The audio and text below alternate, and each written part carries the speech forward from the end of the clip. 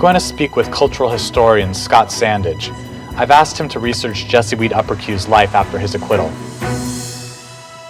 This is a historical timeline that we created from the research in city directories, the census, newspapers from that time. Starts in Evanston. Evanston, Illinois, here in 1880. Right. And we have the household. So Jesse Wheat Uppercue, age 30, his wife Laura, who's a year younger, and then his 3 children. Now, he seems to have been a bit mobile at this point. He's in Fargo, Dakota Territory. Fargo, in 1884, First National Bank trial. Oh my gosh. Do we know anything about that? We do. Here is an article from the St. Paul Globe newspaper. Okay. Moorhead News, J.W. Uppercue, who was on trial for the embezzlement of $1,800 from the First National Bank. Wow, so he was on trial again. $1,800. What is that in like today's? $1,800 in 1884 would be equivalent to $50,000 to $60,000 today. Wow, that's a lot of money. It was a time when there's so much money being spread around and not very good procedures in place to keep track of money. It was the Gilded Age. The Gilded Age took place in the U.S. in the last decades of the 1800s and was a time of vast economic growth. While expansion in industry, banking, and transportation transformed the nation, this surge was accompanied by political corruption and worker exploitation.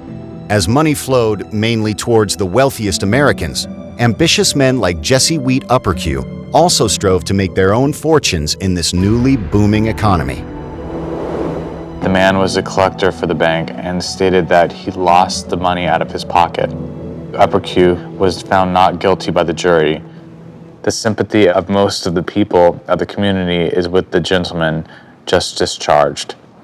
He's just saying he dropped the money, and that was a good enough excuse for... It is possible that he may have lost the money.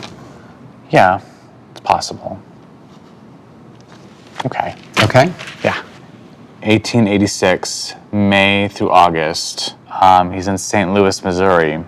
Jesse Wheat Uppercue sues for divorce from his wife, Laura, who he claims complains too much of the condition of the streets and water in St. Louis.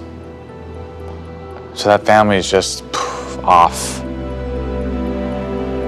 1886, September 29th. St. Louis, Missouri, Jesse Wheat Uppercue is arrested. Pull it together, Jesse. What happened? I need a moment. Just... Okay. Do we have any information about this? We do, in fact. And this is an article from the Missouri Republican newspaper. Arrest of lawyer Uppercue. Jesse W. Uppercue is a young lawyer practicing at the St. Louis bar. He has, for the past 12 months, been collecting attorney for Beck and Marshall Carpet Company. Yesterday morning, the firm issued a warrant for his arrest, charging him with embezzlement to the amount of $200. So again, with embezzlement, whatever happened with that? The charges were dropped. Oh, and so he was not ultimately prosecuted for this. He came up with the money, and there was no way to prove intent. So he ended up paying back the money? Correct. Okay. That's good to know. In 1893, Hoboken, New Jersey, marriage record. Jesse Uppercue and Sadie Canta. He, in 1893, marries his second wife. Wow. As of now, my great-grandmother will have been his third wife. 1897, Philadelphia City Directory. Uppercue Jesse lawyer. He's 47 here. So he's moved to Philadelphia now. Right. It's mind-blowing how much he moved around. Yeah, and in a certain way, exclamation points follow him everywhere he goes. You know, murder. Yeah. Embezzlement. Yeah. I'm starting to draw conclusions that he was a bit of a con man, and I feel like that's a bit accusational of me to say, but I don't know how else to digest it. What happens after 1897? Does he stay in Philadelphia? This is as far as we've taken the research. So let's put in Uppercue. Date range. Let's say 1897 to 1900.